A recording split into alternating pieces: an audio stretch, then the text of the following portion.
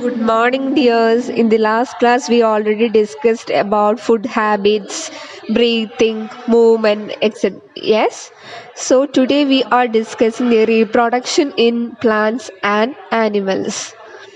So, we all know that some animals are giving birth to their babies and some are laying eggs, right?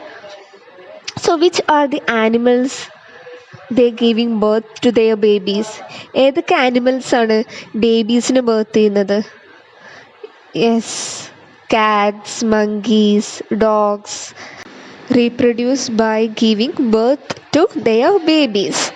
Okay, in some animals such as birds, frogs, snakes reproduce by laying eggs. Okay, ചില ആനിമൽസിൽ എന്താണ് ബേബീസിനെ giving birth വഴിയാണ് reproduce ചെയ്യുന്നത്. ചിലതിൽ എങ്ങനെയാണ് laying eggs ലേ ചെയ്തിട്ടാണ് reproduce ചെയ്യുന്നത്. Okay, ആനിമൽസിലെ case മനസ്സിലായല്ലോ. Then next plants. The new plants grow from seeds or from other part of the mother plant. Okay, ചില പ്ലാന്റ്സ് എങ്ങനെയാണ് സീഡ്സ് എന്നാണ് അല്ലേ മുളച്ച് വരുന്നത്. സീഡ്സ് എന്നാണ് ഗ്രോ ചെയ്ത് വരുന്നത് ന്യൂ പ്ലാന്റ്സ്. ചില പ്ലാന്റ്സ് നിങ്ങൾക്ക് അറിയാലോ, ലൈക്ക് റോസ്. ഓക്കെ, റോസിൽ എങ്ങനെയാണ് നമ്മൾ സ്റ്റെമ്മ് കട്ട് ചെയ്തിട്ട് ആണ് അത് നട്ടിട്ടാണ് പുതിയ പ്ലാന്റ് ഗ്രോ ചെയ്യുന്നത് അല്ലേ. അപ്പോൾ അതെന്താണ് the parts of mother plant.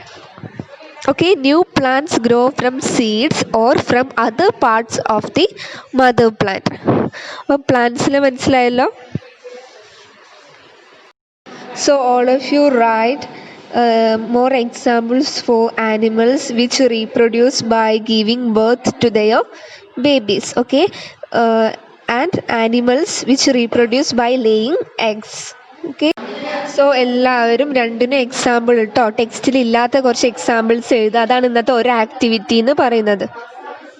അതുപോലെ പ്ലാന്റ്സിൽ സീഡ്സ് വഴി റീപ്രൊഡ്യൂസ് ചെയ്യുന്ന ഒരു പ്ലാന്റിൻ്റെ നെയിമും അതുപോലെ തന്നെ any part of the mother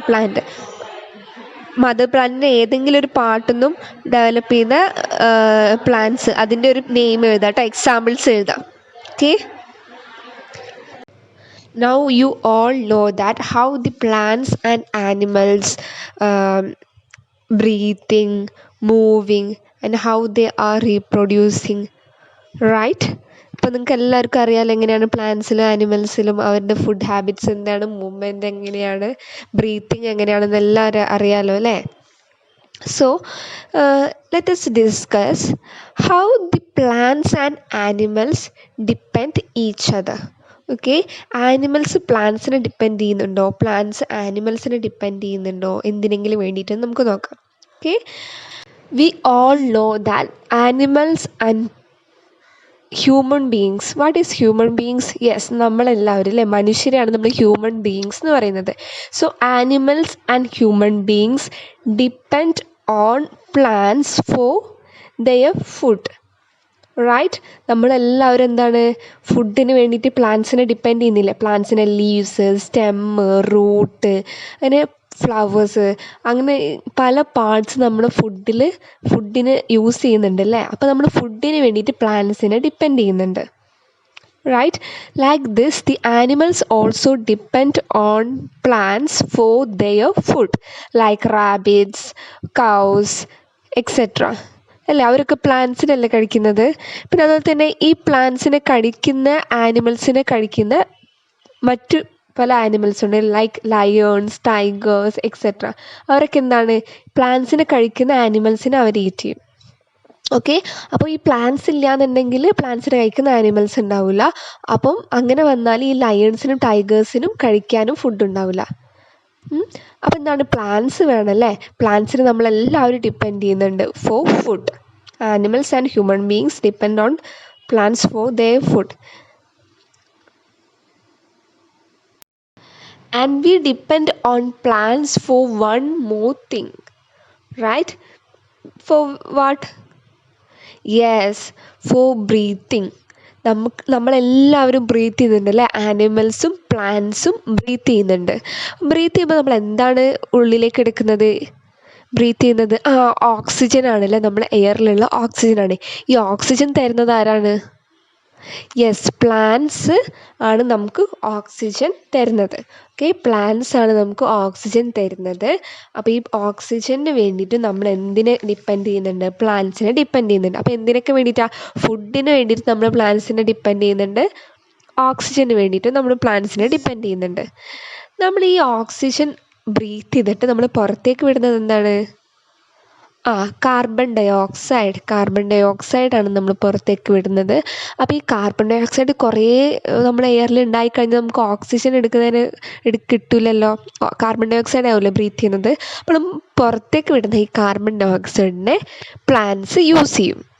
എന്നിട്ട് അവരെന്ത് ചെയ്യും? നമുക്ക് ഓക്സിജൻ തരികയാണ് ചെയ്യുന്നത് കേട്ടോ. അപ്പോൾ പ്ലാന്റ്സ് ഇല്ലാന്നുണ്ടെങ്കിൽ നമുക്ക് ബ്രീത്ത് ചെയ്യാൻ വേണ്ടിയിട്ട് പറ്റില്ല, ഫുഡ് കിട്ടില്ല. Okay, so we depend on plants for food and oxygen. What about plants? Plants നമ്മൾ ഡിപ്പെൻഡ് ചെയ്യുന്നുണ്ടോ? നമ്മളെന്തായാലും പ്ലാന്റ്സിനെ ഡിപ്പെൻഡ് ചെയ്യുന്നുണ്ട്.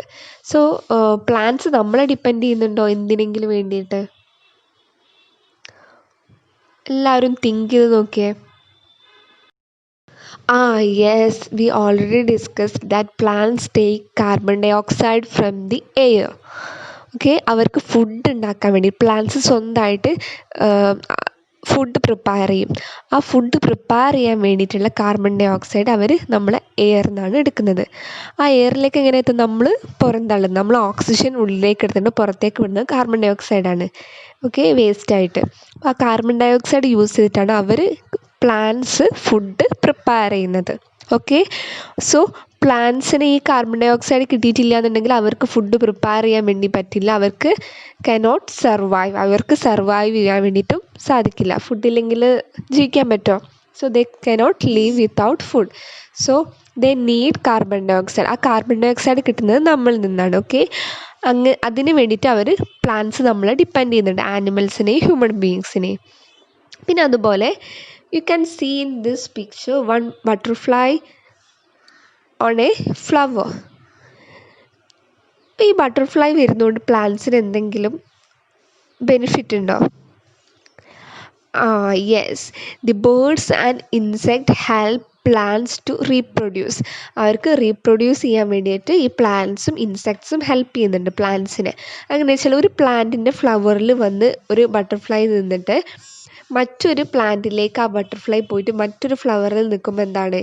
ഈ ഫ്ലവറിലെ ആ പൊടികളുണ്ടല്ലോ മറ്റു ഫ്ലവറിൽ പോയിട്ട് അറ്റാച്ച് ആവും. അങ്ങനെയാണ് ഫ്ലവേഴ്സിൽ സീഡ്സ് ഒക്കെ ഫോം ചെയ്യുന്നത്. ഓക്കെ, സോ പ്ലാന്റ്സ് നമ്മൾ എന്തിനൊക്കെ വേണ്ടിയിട്ടാണ് ഡിപ്പെൻഡ് ചെയ്യുന്നത്? കാർബൺ ഡൈ ഓക്സൈഡിന് വേണ്ടിയിട്ട് ഡിപ്പെൻഡ് ചെയ്യുന്നുണ്ട്. അതുപോലെ തന്നെ റീപ്രൊഡക്ഷന് ഈ ഇൻസെക്ട്സ് ആൻഡ് ബേർഡ്സ് ഹെൽപ്പ് ചെയ്യുന്നുണ്ട്, അതിനും ഡിപ്പെൻഡ് ചെയ്യുന്നുണ്ട്. ഓക്കെ, അപ്പം നമ്മൾ എങ്ങനെയൊക്കെ ഡിപ്പെൻഡ് ചെയ്യുന്നു, പ്ലാന്റ്സ് എന്തിനൊക്കെ ഡിപ്പെൻഡ് ചെയ്യുന്നു മനസ്സിലായല്ലോ. സോ നമ്മൾ ആനിമൽസും പ്ലാന്റ്സും ആൻഡ് ഹ്യൂമൻ ബീയിങ്സും എന്ത് ചെയ്യുന്നുണ്ട്? അങ്ങോട്ടും ഇങ്ങോട്ടും ഡിപ്പെൻഡ് ചെയ്തുകൊണ്ടാണ് ജീവിക്കുന്നത്. If there are enough plants, enough plant-eating animals and enough flesh-eating animals in the world, then there is a balance in nature. Okay, ആവശ്യത്തിനുള്ള പ്ലാന്റ്സും ആവശ്യത്തിനുള്ള പ്ലാന്റ് ഈറ്റിംഗ് ആനിമൽസ് അതുപോലെ തന്നെ flesh eating animals like lion, tigers and all നമ്മൾ ഈ എർത്തിൽ ഉണ്ടെന്നുണ്ടെങ്കിൽ അതെന്താണ്? ഒരു balance in നേച്ചറിൽ നമുക്കൊരു ബാലൻസ് കീപ്പ് ചെയ്യാൻ വേണ്ടിയിട്ട് പറ്റും. അതായത് ഏതെങ്കിലും ഒന്ന് പ്ലാന്റ്സ് കുറഞ്ഞു കഴിഞ്ഞാൽ ആനിമൽസിന് ഫുഡ് ഉണ്ടാവില്ല. അതുപോലെ ആനിമൽസ് കുറഞ്ഞു കഴിഞ്ഞാൽ പ്ലാന്റ്സിന് ഫുഡ് പ്രിപ്പയർ ചെയ്യാൻ വേണ്ടിയിട്ടുള്ള കാർബൺ ഡൈ ഓക്സൈഡ് കിട്ടില്ല. സോ പ്ലാന്റ്സും ആനിമൽസും എന്താണ്? രണ്ടുപേരും ഡിപ്പെൻഡ് ചെയ്യുന്നുണ്ട് ഈച്ച് അതർ. അങ്ങോട്ടും ഇങ്ങോട്ടും ഡിപ്പെൻഡ് ചെയ്തിട്ടാണ് ലീവ് ചെയ്യുന്നത്. സോ ഏതെങ്കിലും ഒന്ന് നമ്മൾ എർത്തിൽ കുറഞ്ഞു കഴിഞ്ഞാൽ നമ്മളെ നേച്ചറിൽ ഒരു ബാലൻസ് ഉണ്ടാവില്ല. സോ ബാലൻസ് ഇൻ നേച്ചർ നമ്മൾ എപ്പോഴും കീപ്പ് ചെയ്യണം. So we will not cut any trees or kill any animals. We should protect them. Okay, നമ്മൾ അവരെ പ്രൊട്ടക്റ്റ് ചെയ്യണം. അപ്പം എല്ലാവർക്കും മനസ്സിലായല്ലോ. സോ ഇന്നത്തെ ആക്ടിവിറ്റീസ് എന്ന് പറയുന്നത് all of you take page number 139 in your textbook. Okay, then you can see that a fun to learn. Right here You should do the activity A, write true for true, T for true and F for false. അപ്പോൾ so ഓരോന്നും read ചെയ്യുക, ഓരോ സെൻറ്റൻസും. Like moulds and mushrooms do not make their own food. അപ്പോൾ നമ്മൾ ആ ഒരു food, അവർ ഗ്രീൻ പ്ലാന്റ്സ് അല്ലല്ലോ, ഗ്രീൻ പ്ലാന്റ്സിന് മാത്രമേ ഫുഡ് സ്വന്തമായിട്ട് പ്രിപ്പയർ ചെയ്യാൻ പറ്റുള്ളൂ. So they cannot prepare food. അപ്പോൾ എന്താണ്, ട്രൂ ആണല്ലേ, അപ്പോൾ ടി എന്ന് എഴുതാം. സോ അതുപോലെ ഓരോ സെൻറ്റൻസ് റീഡ് ചെയ്യുക. അപ്പോൾ ട്രൂ ആണെങ്കിൽ ടി എന്ന് എഴുതാം, ഫോൾസ് ആണെങ്കിൽ എഫ് എന്ന് എഴുതാം. Next one filling the blanks. Filling the blanks ആണ്. അതുപോലെ ഓരോന്നും റീഡ് ചെയ്തിട്ട് അവിടെ ഫില്ല് ചെയ്യാം കേട്ടോ. പിന്നെ അത് കഴിഞ്ഞിട്ട് write A for animals and P for plants in each box.